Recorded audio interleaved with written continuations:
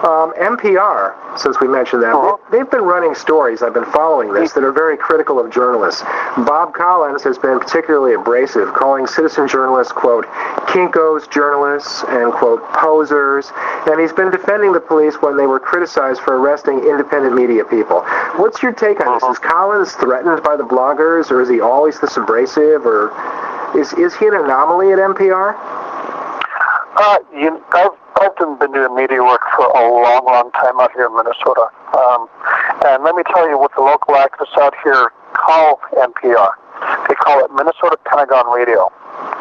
NPR is actually, quite frankly, just as bad as all the other corporate media outlets. And I say that very clearly, the other corporate media outlets.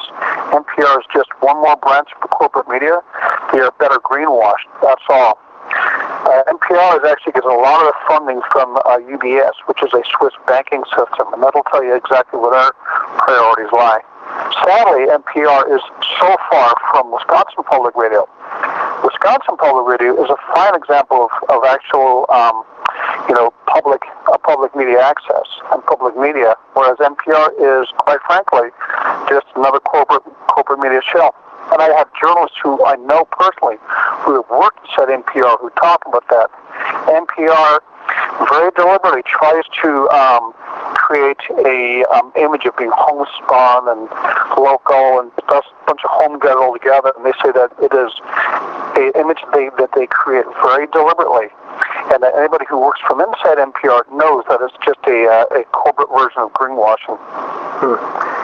Again, I get that from journalists who have worked inside NPR in the past and currently. Right. I read online, actually, that in 2002, you and others had protested outside NPR offices, citing their corporatization and pro-war bias.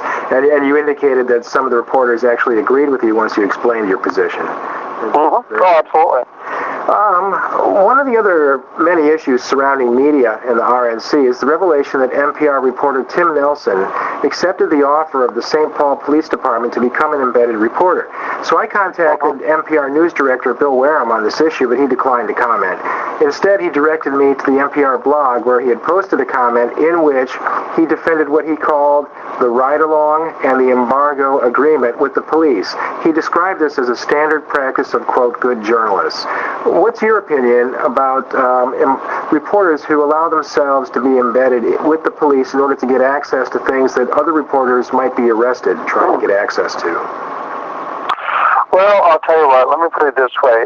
This is just one more, a long series of examples of the lack of journalistic integrity and the lack of journalistic ethics that is evident within both NPR and of the entire corporate media. We all know, of course, that the war in Iraq was sold to us, was a bill of goods that was sold to us, and that an important critical part of it was the corporate media repeating the lies of the Bush administration about WMDs. So, quite frankly, NPR and all the other corporate media outlets out there have no longer got any journalistic credibility, and people are waking up to that. And that's the exciting reality for me, is that people are waking up to that, which means that the media can no longer be used as an effective propaganda tool. For me, it's an exciting time. Definitely. Let's talk about the allegations of police brutality for a moment and some of their questionable tactics. Chris Steller of the Minnesota Independent reported that an attorney is claiming that police seized protester Matthew Goodman's identification card and then arrested this protester for not having identification. There was also a report that There was also a report that police brutalized protester Elliot Hughes while he was in custody. Can you comment on either of these incidents? Absolutely. In fact, in the incident you talked about, the second incident, I know that I'm a registered nurse, and I'm a trauma nurse. I got a call from some people saying, "Oh my God, Michael, quick, you got to help us. We have got reports of two people who were beaten so badly inside the Ramsey County jail that the police actually had to arrest them." Anybody who's an activist knows that during any sort of action like this, when the police beat somebody so badly that they release them, you know it's serious. They had actually called me and asked me to come down and help them document the evidence, because in a court of law, the word of lawyers and of nurses, sadly, is respected more than ordinary civilians. So I was only too happy to go do that. On the way down, she got a call saying, "It's okay, Michael, we have a doctor just showed up, and she's actually documenting the injuries." But yeah, we have reports of people being beaten so badly inside of the jails that the cops released them. And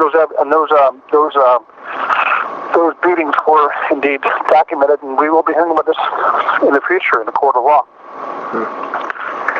Well, thank you for talking with us. I have one last question, which is, in light of the fact that there are so many problems with the media out there in Minnesota, can you tell me where my listeners could find good coverage of the events in the Twin Cities, including what I view as the inevitable lawsuits that will follow the RNC? Okay. Well, one good source out here is Twin Cities Indie Media. I'm not sure exactly what the URL is, what the website is, but if you just Google Twin Cities Indie Media, it'll take you right to the site. Any indie media source, obviously, is a good source of information. As far as the radio is concerned, sadly we don't have a free radio here in the Twin Cities. It's actually shut down about 2 years ago, but there is hope that it will come back into existence. Apart from that, there's the Minnesota Independent reports, and there are indeed independent journalists that are now starting to strike out. Southside Pride here in Minneapolis is a good source. So, and of course, let's not forget the news at KFAI, Fresh Radio. It's a independent radio station out here, which you can get to. It's KFAI Fresh Air Radio. And when they do news shows, they will do the stuff that the corporate media, just including NPR, absolutely refuses to transmit or talk about. In fact, KFAI calls itself independent public radio. That's what they call themselves, and it's a very direct slap in the face of NPR, which, like I say, is the corporate Pentagon radio station out here. Right. Well, thanks very much for speaking with us, and keep us posted on developments in Minnesota. Thank you very much.